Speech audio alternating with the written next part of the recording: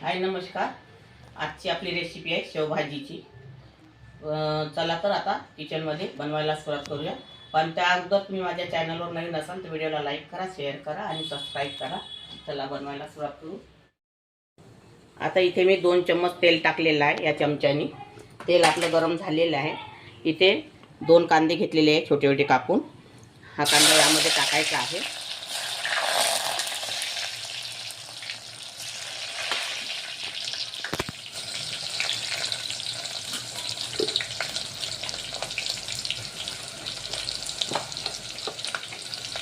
कांदा थोडा आपल्याला लालसर होऊ द्यायचा आहे।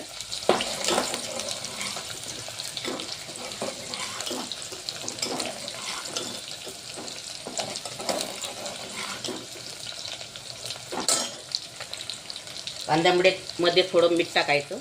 कांदा लवकर होऊन येते, ही टिप तुम्ही लक्षात ठेवा। कांद्याला कलर लवकर येत असते। आणि तुम्हाला अगर ही माझी रेसिपी आवडली तर व्हिडिओला लाईक करा, शेअर करा, सबस्क्राईब करा, आठवणीने करा। आता हा आपला कांदा होत आलेला आहे, हे बघा।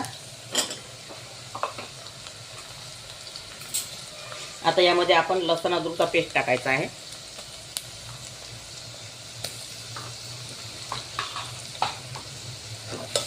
लसूण अद्रकचा पेस्ट टाकलेला आहे यामध्ये। हा पेस्ट थोडासा कच्चेपणा जाईपर्यंत आपल्याला होऊ द्यायचा आहे तेलामध्ये। आता इथे मी 1 टमाटरचा पेस्ट घेतलेला आहे करून। टमाटर कापून नाही टाकायचा, हा पेस्ट करून टाकायचा। बाकी कोणते कांद्याचा वगैरे कोणता पेस्ट नाही टाकायचा यामध्ये। आता हा टमाटरचा पेस्ट टाकलेला आहे यामध्ये।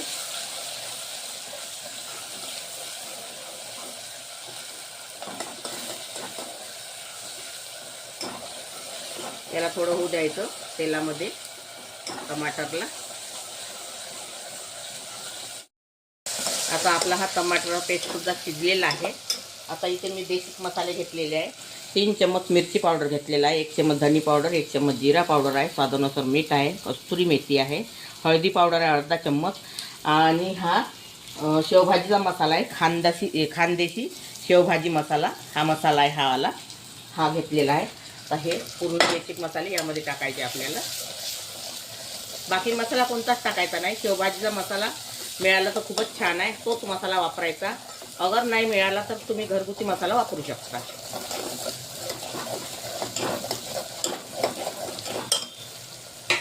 आता यामध्ये मी थोडा सांबार टाकणार आहे।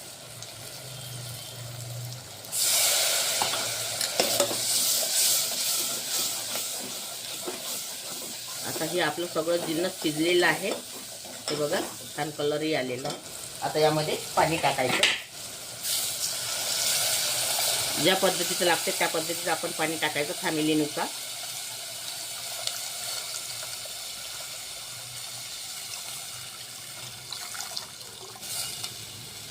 आता ह्या पाण्याला आपल्याला उकळी येऊ द्यायची आहे। हे बघा आता हा आपली भाजी तयार झाली, रसा झालेला तयार। आता यामध्ये मी सांबार टाकत आहे। आता यामध्ये शेव टाकायचे नाही, कारण शेव गिल्ले होत असते। तुम्ही ज्या वेळेस जेवण करता त्यावेळेस असा रसा घ्यायचा।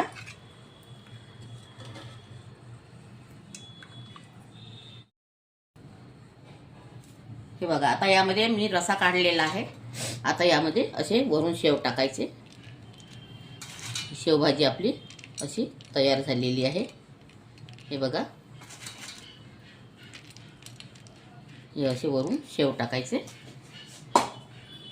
जेवायच्या वेळेस।